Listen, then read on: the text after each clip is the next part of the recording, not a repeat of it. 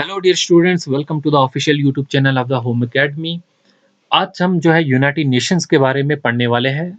अगर आप अभी तक हमारे Facebook page, YouTube channel, Instagram से नहीं जुड़े हैं तो जुड़ जाइए। तो यहाँ पर हम जो है कुछ पॉइंट्स मैंने जो है हैंड रिटन किए हुए हैं ताकि जो है आपके एग्जामिनेशन के लिए हेल्प हो सके आपकी। देखिए, यहाँ पर हम चीज़ों को डिटेल में नहीं पढ़ेंगे उतनी, लेकिन जो वन डे कॉम्पिटिटिव एग्जामिनेशन होते हैं जैसे कि जेकेएसएसबी है, एसएससी है, तो इनमें जैसे क्वेश्चन आते हैं वो वैसा कोई भी क्वेश्चन आपका यहाँ पे छूटेगा नहीं। आप 100% उन क्वेश्चंस के जवाब दे पाएँगे। यूनाइटेड नेशन की थोड़ी-सी बेस जान लेते हैं कि यूनाइटेड नेशन बनी क्यों? ठीक है, क्या ज़रूरत थी? आप जानते हैं कि फर्स्ट वर्ल्ड वॉर हुई और सेकंड वर्ल्ड वॉर भी हुई जिससे काफ़ी ज़्यादा जो है नुकसान भी हुआ और इसमें एटम बम का भी जो है यूज़ हुआ। इन वार्स को, इन लड़ाइयों को रोकने के लिए जो है लीग ऑफ नेशन थी। लीग ऑफ नेशन जो है नाकाम हुई, उसने अपना जो जिस पर्पस के लिए वो बनी थी, वो पर्पस जो है वो फुलफिल नहीं कर पाई। तो लीग ऑफ नेशन का जो था एक परमानेंट कोर्ट था, जो permanent court of international justice भी जिसे कहा जाता था। वो कोर्ट भी था, लेकिन फिर भी जो है वो नाकाम हुई दुनिया के मसाइलों को हल करने के लिए। फिर क्या होता है?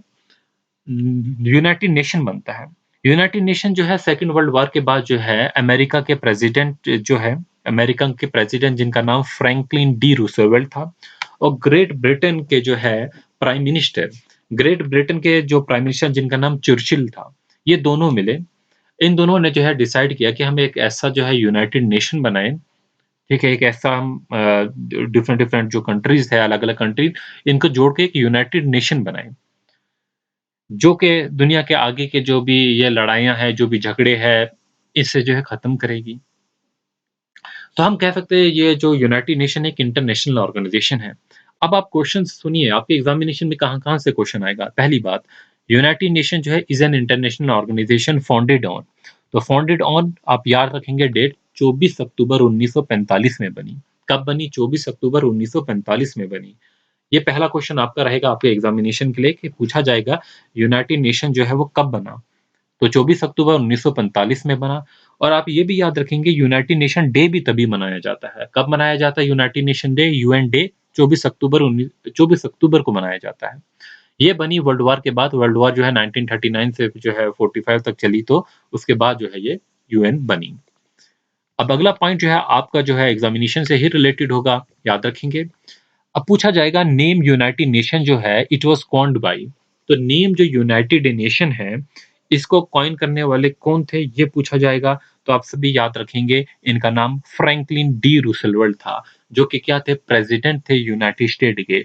यूनाइटेड स्टेट ऑफ अमेरिका के जो प्रेसिडेंट थे, इन्होंने 1 जनवरी 1942 को ये नाम जो है वो कॉइन किया था कि यूनाइटेड नेशन। मतलब सारी कंट्रीज जो है, सारे नेशन जो है वो यूनाइटेड है। तो सेकंड वर्ल्ड वॉर के वक़्त ही जो है इन्होंने ये जो है नाम दिया हुआ था। जब जो है 26 नेशन जो है वो आपस में मिली, 26 नेशन जो है मिली और उनकी गवर्नमेंट ने ये डिसाइड किया कि जो उस टाइम की एक्सिस पावर है, हम इस एक्सिस पावर के खिलाफ जो है एक साथ लड़ेंगे। तो ये जो है सेकंड पॉइंट आपका यहाँ पर निकल गया।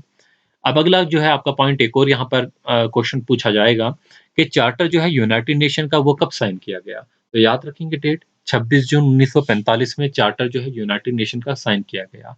कब साइन किया गया? 26 जून 1945 में यूनाइटेड नेशन का चार्टर जो है वो साइन किया गया।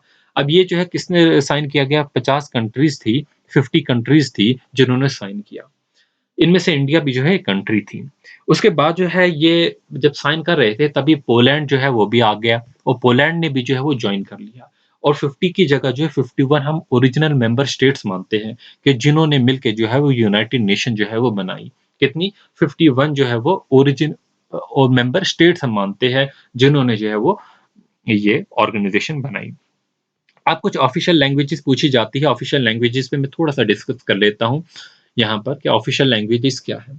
ऑफिशियल लैंग्वेज जो यूनाइटेड नेशंस की है वो कितनी है टोटल? 6 ऑफिशियल लैंग्वेजेस है। याद रखेंगे 6 ही इसकी ऑफिशियल लैंग्वेजेस है और 6 ही जो है इसके कंपोनेंट्स हैं। ठीक है? जो आप आगे पढ़ेंगे कि यूनाइटेड नेशन के मेन ऑर्गन्स जो है वो भी 6 है। अब वो 6 लैंग्वेजेस कौन है? जिनमें अरेबिक आती है, आप याद रखेंगे चाइनीज़ आती है, ये इंग्लिश आती है, फ्रेंच आती है, रशियन आती है और स्पेनिश आती है। तो ये जो है वो 6 ऑफिशियल लैंग्वेजेस है। आपको पूछा जाएगा कि वो ऑफिशियल लैंग्वेजेस कौन-कौन सी है। अब यूनाइटेड नेशन ने जो है यूनाइटेड नेशन का एक डिपार्टमेंट है ग्लोबल कम्युनिकेशन, उसने एस्टेब्लिश किया है language day for each of the United nation 6 official languages. एक लैंग्वेज डे जो है वो कि हम लैंग्वेज डे मनाएंगे इन 6 ऑफिशियल लैंग्वेजेस का। तो इसमें से जो है 23 अप्रैल जो है स्पेनिश का भी होता है और जो है इंग्लिश का भी होता है। याद रखेंगे स्पेनिश और इंग्लिश का जो है वो 23 जो है वो अप्रैल होगा। और जो हमारा चाइनीज़ जो होगा इसका 20 अप्रैल होगा, तो ये 3 मंथ जो है वो अप्रैल में ही आ रही है। अरबी के लिए जो है वो 18 दिसंबर होगा, याद रखेंगे। फ्रेंच के लिए जो है वो 22 मार्च होता है और 6 जून जो होगा वो किसके लिए होगा? रशिया के लिए होगा। रशियन लैंग्वेजेज़ के लिए जो है वो 6 जून होगा। अच्छा, ऑफिशियल लैंग्वेजेज़ तो आपको पता चल गई, लेकिन ऊपर मैंने जो बात बोली इसमें मैं 2 पॉइंट और ऐड करना चाहता हूँ। यहाँ पर एक टेक्निकल पॉइंट है। देखिए, पोलैंड में जो है यहाँ पर हमें चार्टर जो साइन किया गया, अगर आपको ये पूछा जाएगा कब चार्टर साइन किया गया? 26 जून 1945 में। लेकिन किस शहर में जो है वो साइन किया गया? तो वो पोलैंड होगा। इससे पहले जो है सैन फ्रांसिस्को में जो है 50 कंट्रीज़ जो है मिली थी, जिसमें उन्होंने जो है यूनाइटेड नेशंस की बात की गई थी। लेकिन जो चार्टर साइन किया गया वो पोलैंड में था और ये 51 मेंबर स्टेट बन चुका था। अब इसका आगे मैं और डील यहाँ पर डिटेल में बताता हूँ इसका। कंट्रीज़ जो है इसमें टोटल कितनी है? 193 कंट्रीज़ है और इसका हेडक्वार्टर कहाँ पर है? न्यूयॉर्क में है। कंट्रीज़ कितनी है? 193 मेंबर कंट्रीज़ है और हेडक्वार्टर कहाँ पर होगा? न्यूयॉर्क में। अब क्वेश्चन आता है कि कौन-सी वो कंट्री है जिसने रिसेंटली जॉइन किया? तो यहाँ पे याद रखेंगे साउथ सूडान। साउथ, ठीक है? तो यहाँ पर साउथ सूडान जो होगी वो रिसेंटली जो है वो जॉइन किया। तो मेरे पास ग्राफिक टैब नहीं है, मैं ऐसे ही लिख रहा हूँ तो ऐसे मुश्किल होता है लिखना। साउथ सूडान है जो जिसने रिसेंटली जो है वो जॉइन किया। ये भी याद रख लेंगे 193 मेंबर कंट्रीज है जिसमें से साउथ सूडान जो है उसने रिसेंटली जॉइन किया है। अब आएंगे इसमें मेन ऑर्गन्स पे। जैसे मैंने कहा 6 ऑफिशियल लैंग्वेजेस है और 6 ही जो है वो अ, जो है 6 ही जो है इसके मेन ऑर्गन है और कंपोनेंट्स कह सकते हैं आप, जिसमें जनरल असेंबली है, सिक्योरिटी काउंसिल है, इंटरनेशनल कोर्ट ऑफ जस्टिस है, इकोनॉमिक एंड सोशल काउंसिल है, ट्रस्टीशिप काउंसिल है। अच्छा, इसके जो सेक्रेटरी जनरल है, 9th सेक्रेटरी जनरल जो थे वो है एंटोनियो, ठीक है? तो ये वाला नाम काट दीजिए। आप इसके जो सेक्रेटरी जनरल है एंटोनियो गुटेरेस है जो कि पोर्टुगल के हैं और ये 9th सेक्रेटरी जनरल है। ये 9 भी याद रख लेना, 9th सेक्रेटरी जनरल है। कब अपॉइंट हुए थे? ये 2017 में अपॉइंट हुए थे 1 जनवरी को और 5 साल के लिए जो है ये अपॉइंट हुए थे। कितने साल के लिए? 5 साल के लिए जो है अपॉइंट हुए थे। सेक्रेटरी जनरल जो है एक जो पर्सन है वो मैक्सिमम कितने टाइम्स बन सकता है? सिर्फ 2 टाइम जो है मैक्सिमम सेक्रेटरी जनरल जो है वो बन सकता है। आगे चलेंगे, अब इनके कंपोनेंट्स के बारे में पढ़ेंगे। तो अभी आपने अगर ज्वाइन नहीं किया हमारा फेसबुक पेज जरूर कीजिए, यूट्यूब चैनल को सब्सक्राइब कीजिए ताकि नोटिफिकेशन मिलती रहे, ठीक है? और मैं हम इंग्लिश की जो वीडियोस अपलोड कर रहे हैं, बच्चे जो है बहुत कम जो है उसमें इंटरेस्टेड है, ठीक है? तो शायद जो है वो क्वेश्चन जो है वो टफ है, उस वजह से आप अगर वो अपने टफ कर लिए तो आपकी जो है इजी क्वेश्चन आराम से आप कर पाएंगे जो कि जेके एसएसबी में पूछे जाते हैं। आप देख लीजिए मेन कंपोनेंट्स में हमने बात की कौन कौन से हैं। पहला general assembly, security council, economic and social council, फिर आता है trusteeship council, international court of justice और जो है यूनाइटेड नेशन सेक्रेटरीट। तो ऑल दी सिक्स जो है ऑर्गन जो भी है ये देवर एस्टैब्लिश इन 1945 में ही बने। जब यूनाइटेड नेशन बना उसी के साथ ये सारे ऑर्गन्स बने हुए हैं। अब इस जनरल असेंबली के बारे में थोड़ी सी बातें देखेंगे, क्या क्या है जनरल असेंबली, इसका काम क्या है। General assembly is the main general assembly जो है is the main deliberate policy making and representative of the United Nation. तो जनरल असेंबली का काम क्या होता है? जनरल असेंबली जो है पॉलिसी मेकिंग है, ठीक है? तो ये पूरा जो है रिप्रेजेंटेटिव ऑर्गन है यूनाइटेड नेशन का जो पॉलिसीज बनाता है। क्या बनाता है? पॉलिसीज बनाता है। इनकी मीटिंग जो है वो स्टार्ट होती है सितंबर के मंथ में। आगे मैंने जो है वो लिखा भी है। अब देखिए जनरल असेंबली में जो है कितने मेंबर हैं। जनरल असेंबली में 193 मेंबर स्टेट्स है। कितनी? 193 मेंबर स्टेट है। जो भी जो है यूनाइटेड नेशन में जो है यूनाइटेड नेशन का मेंबर है वो जनरल असेंबली का भी मेंबर होगा। तो ये अकेली जो है यूनाइटेड नेशन की बॉडी है जिसमें यूनिवर्सल रिप्रेजेंटेशन है। बाकियों में आप पढ़ेंगे सिक्योरिटी काउंसिल या बाकियों में पढ़ेंगे उसमें जो है सारे रिप्रेजेंटेटिव सारों की रिप्रेजेंटेशन नहीं है। लेकिन जो है हमारा जो जनरल असेंबली है, ये यूनिवर्सल रिप्रेजेंटेशन है। इसमें हर कंट्री जो भी इसकी मेंबर है वो इसमें होगी। तो हर साल जो इनकी मीटिंग होती है वो किस मंथ में होती है वो भी आप देख लीजिए। इनकी मीटिंग जो होती है वो सितंबर के मंथ में होती है। किस मंथ में? सितंबर में। तो मीटिंग जो है इनकी सितंबर के मंथ में होती है। कहाँ पर होती है? न्यूयॉर्क में होती है। एनुअल इनकी जो भी सेशन होता है, जहाँ पर जो है वो डिबेट की जाती है, जो भी डिफरेंट डिफरेंट कंट्री से आते हैं, हेड ऑफ द स्टेट होते हैं, वो अपना एड्रेस भी करते हैं। ठीक है? तो ये जो है वो डिबेट भी यहाँ पर होती है किसी भी टॉपिक पे। अब डिसीजन जो है ऑन इम्पोर्टेंट क्वेश्चन जैसे कि पीस एंड सिक्योरिटी के जो भी क्वेश्चन होते हैं, एडमिशन ऑफ न्यू मेंबर के किसे नए मेंबर बनाएँगे, जो भी बजटरी मैटर्स होते हैं इनके, it requires a 2/3 majority of the general assembly. तो कितनी मेजॉरिटी की ज़रूरत पड़ती है? 2/3 ऑफ द मेजॉरिटी की ज़रूरत पड़ती है। अच्छा, जो एक बात है यहाँ पर कि बजट से मैंने कोई यहाँ पर बजटरी मैटर है। अब बजटरी मैटर पे मैं थोड़ा-सा जो है आपको एक बात कहना चाहता हूँ कि यहाँ पर याद रखेंगे आप, आपने देखा इसमें जो यूएसए है, इंडिया है और जो 193 कंट्रीज़ है, सबसे ज़्यादा जो है कौन-सी कंट्री जो है इस पे खर्चती है, तो वो अमेरिका होगा, यूएसए होगा। 22% जो है तकरीबन यूनाइटेड नेशन में जो है वो फंडिंग करता है, 22%। 22% याद रखना। आपको जो सबसे ज़्यादा है उसका जानना चाहिए और जो सबसे कम और जो इंडिया है उसका जानना चाहिए। इंडिया की अगर हम बात करते हैं, इंडिया का इसमें जो है रैंक है 24वाँ रैंक है। 1% से भी कम जो है इंडिया जो है इसमें सपोर्ट करता है। 0.73% जो होगा ये इंडिया सपोर्ट करता है इसमें और इंडिया का रैंक 24वाँ है। अमेरिका का फर्स्ट रैंक होगा। ये भी जो है मैंने पॉइंट बोल दिया, जनरली जो है ऐसे बच्चे पढ़ते नहीं है ये पॉइंट। अब जो सिक्योरिटी काउंसिल के बारे में देखेंगे, सिक्योरिटी काउंसिल क्या है? इसके बारे में जानेंगे। इसकी प्राइमरी रिस्पांसिबिलिटी होती है under the United Nation charter to maintain the peace maintenance of peace of the international peace and security. तो ये किसकी ज़िम्मेवारी होगी? सिक्योरिटी काउंसिल की होगी कि इंटरनेशनल पीस एंड सिक्योरिटी को मेंटेन किया जाए। इसी की रिस्पांसिबिलिटी होगी सिक्योरिटी काउंसिल की। सिक्योरिटी काउंसिल में जो है 15 मेंबर्स होते हैं। टोटल कितने मेंबर हैं इसमें? 15 मेंबर्स होंगे। इन 15 मेंबर्स में से जो है 5 परमानेंट मेंबर होंगे, 5 पी लिख रहा हूँ मैं, 5 परमानेंट होंगे और 10 मेंबर जो होंगे वो नॉन परमानेंट होंगे। ठीक है? 10 एन लिख रहा हूँ मैं। 5 मेंबर जो होंगे परमानेंट होंगे और 10 मेंबर होंगे नॉन परमानेंट मेंबर होंगे। अब वो क्वेश्चन आता है कि वो कौन-कौन से वो 5 परमानेंट मेंबर है, ऐसा क्वेश्चन जो है वो पूछा जाता है। तो याद रखेंगे, चाइना परमानेंट मेंबर है, फ्रांस परमानेंट मेंबर है, रशिया परमानेंट मेंबर है, यूनाइटेड किंगडम जो है वो भी परमानेंट मेंबर है and the United state of America जो है ये परमानेंट मेंबर है। तो याद रखेंगे, China, France, Russia, United kingdom है, यूनाइटेड स्टेट परमानेंट मेंबर है। अब यहाँ पर जो है नॉन परमानेंट मेंबर्स की अगर मैं बात करता हूँ, तो जनरल असेंबली 2 साल के लिए जो है कंट्री को जो है वो नॉन परमानेंट मेंबर जो है वो इलेक्ट करती है। ठीक है? याद रखेंगे, जनरल असेंबली इलेक्ट करती है नॉन परमानेंट मेंबर को। और कितने साल के लिए होता है? उनका टेन्योर जो होता है वो 2 साल का होता है। अब यहाँ पर जो है इस पे जो है एक जो है डिबेट होती रहती है कि ये जो परमानेंट मेंबर है इनके पास वीटो पावर है। वीटो मतलब होता है रिजेक्ट करने की पावर। इनके पास एक स्पेशल पावर दी गई है, उसे कहा जाता है वीटो पावर। और जो कंट्रीज़ जो है इसका अपोज़ करती है, वो कहती है कि ये बहुत अनडेमोक्रेटिक है, अनडेमोक्रेटिक है, कि ये जो वीटो पावर है, ये जो है अनडेमोक्रेटिक है। इसका करैक्टर ही जो है अनडेमोक्रेटिक है। तो veto power refer to the power of permanent member. ये पावर जो है सिर्फ़ परमानेंट मेंबर के पास होती है। टू वीटो, वीटो का मतलब रिजेक्ट करती है any resolution of the security council. कोई भी रेज़ोल्यूशन होगा सिक्योरिटी काउंसिल को इसको ये रिजेक्ट कर सकती है। तो इनका जो है अनकंडीशनल वीटो है। कोई कंडीशन नहीं देनी पड़ती इनको कि क्यों हम रिजेक्ट कर रहे हैं, ये सारी चीज़ें जो है इनको नहीं बतानी पड़ती। बस वीटो पावर है तो इसका यही एन्जॉय करते हैं।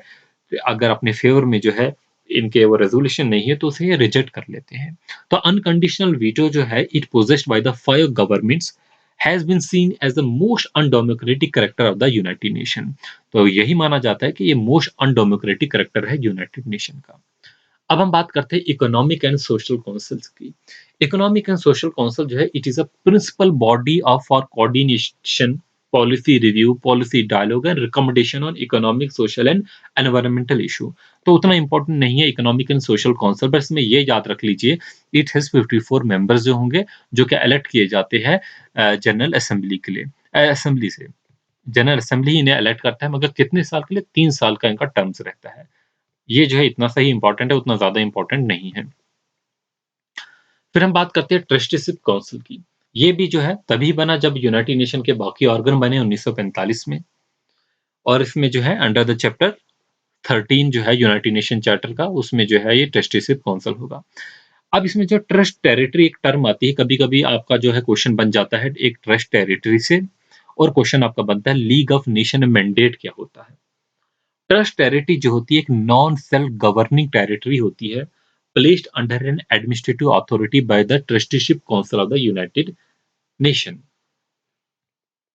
और लीग ऑफ नेशन मैंडेट क्या होता है? आप जानते हैं कि वर्ल्ड वॉर के बाद जो है बहुत सी कंट्रीज जो है एग्री हुई थी कि अगर कोई एरिया जो किसी कंट्री के कंट्रोल में है, उस एरिया को सर्टेन टेरिटरी को ट्रांसफर कर दिया जाता था किसी और के अंडर, ठीक है? जिसमें मतलब कोई विवाद था या कुछ और था, तो जो सर्टेन टेरिटरी जो ट्रांसफर की जाती थी from the control of one country to another after the world war first, इसे जो है लीगल इंस्ट्रूमेंट माना जाता था कि ये जो अब कंट्री जो ट्रांसफर कर दी है, ये उसी कंट्री का हिस्सा है।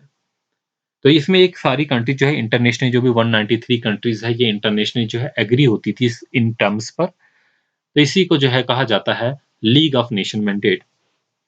क्या कहा जाता है? League of the nation mandate. फिर आता है इंटरनेशनल कोर्ट ऑफ जस्टिस, ये भी इंपॉर्टेंट है। इंटरनेशनल कोर्ट ऑफ जस्टिस, तो इंटरनेशनल कोर्ट ऑफ जस्टिस जो है एक प्रिंसिपल जुडिशियल ऑर्गन है यूनाइटेड नेशन का। इसे एस्टेब्लिश किया गया है 1945 में। इसे एस्टेब्लिश किया गया था by the charter of the United Nation, and it began work in April 1946 में जो है इसे इसका वर्क शुरू हुआ है। ठीक है, तब इंटरनेशनल कोर्ट ऑफ जस्टिस से भी जो है क्वेश्चन जो है पूछा जाता है। जैसे जैसे कि इसका हेडक्वार्टर पूछा जाएगा, तो कहाँ पर इसका हेडक्वार्टर? नेग में है, NAGUE, नेग जो है यहाँ पर जो है इसका हेडक्वार्टर होगा। और लीग ऑफ नेशन जब था, इसी इंटरनेशनल कोर्ट ऑफ जस्टिस से पहले जो था permanent court of international justice था। लीग ऑफ नेशन जो था, उस टाइम जो था परमानेंट कोर्ट ऑफ जस्टिस था, और यूनाइटेड नेशन के टाइम में ये इंटरनेशनल कोर्ट ऑफ जस्टिस बना। तो ये जो है इससे रिलेटेड जो है कुछ पॉइंट्स थे। अच्छा, यहाँ पर मैं एक और बात बता दूं कि अगर मैं एशिया में एशिया की बात करूं और इस इंटरनेशनल कोर्ट ऑफ जस्टिस की बात करूं, तो यहाँ पर जो है टोटल जो है कितने जज होते हैं, ये भी क्वेश्चन आ जाता है। 15 जज होते हैं। कितने? 15 जज होते हैं, और वो जज जो होते हैं डिफरेंट डिफरेंट कंट्रीज से होंगे। मैक्सिमम जो टाइम पीरियड रहता है वो 9 ईयर्स का रहता है। उसमें जिसमें एक जो है वो चीफ जस्टिस होता है। और हमारे यहाँ पे इंडिया से जो है या एशिया से मैं बात करता हूँ, अभी तक दलबीर भंडारी जो है वो चीफ जस्टिस बने हैं, और जो है इंडिया से, और सर ज़फ़रुल्लाह खान जो है वो पाकिस्तान से बने हुए हैं। तो इंटरनेशनल कोर्ट ऑफ जस्टिस के जो है चीफ जस्टिस की मैं बात कर रहा हूँ। फिर हम बात करेंगे सेक्रेटरीट की। अब जैसे कि हर कंट्री का एक सेक्रेटरीट होता है जिसमें बहुत से लोग जो है काम करते हैं। इसी तरह से कैसे यूनाइटेड नेशन का भी एक सेक्रेटरीट होता है। The secretariat comprises the secretary general होगा इसमें, और 10,000 ऑफ द एम्प्लॉइज, बहुत ज़्यादा स्टाफ मेंबर्स जो होते हैं, जो कि इसके डे टू डे एक्टिविटीज़ को जो है वो चलाते रहते हैं। द सेक्रेटरी जनरल जो होता है वो इसमें चीफ एडमिनिस्ट्रेटिव ऑफिसर होता है, जिसे अपॉइंट करती है general assembly on the recommendation of the security council. Question आपको आएगा कि सेक्रेटरी जनरल जो होता है, जो कि चीफ एडमिनिस्ट्रेटिव ऑफिसर होता है ऑर्गेनाइजेशन का, ये इसकी अपॉइंटमेंट कैसे की जाती है?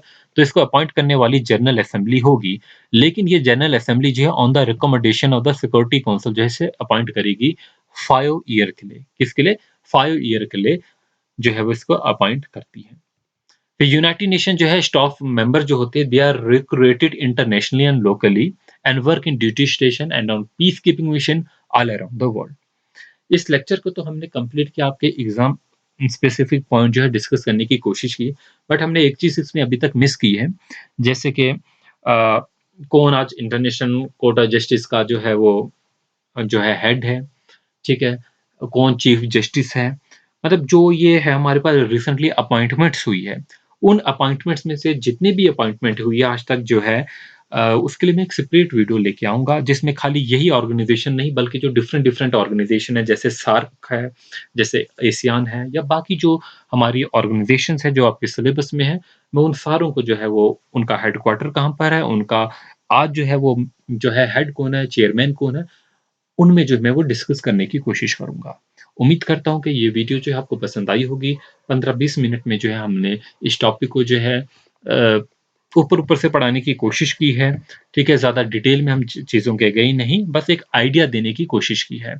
बाकी जो है इसकी पीडीएफ जो है आप कहेंगे तो हम टेलीग्राम पे जो है शेयर कर देंगे और जिस भी स्टूडेंट ने इंस्टाग्राम नहीं जॉइन किया है तो ज़रूर कीजिए, वहाँ पे आप डायरेक्ट मैसेज कर सकते हैं, कोई भी इश्यू होगा। Thanks for watching, wish you good luck.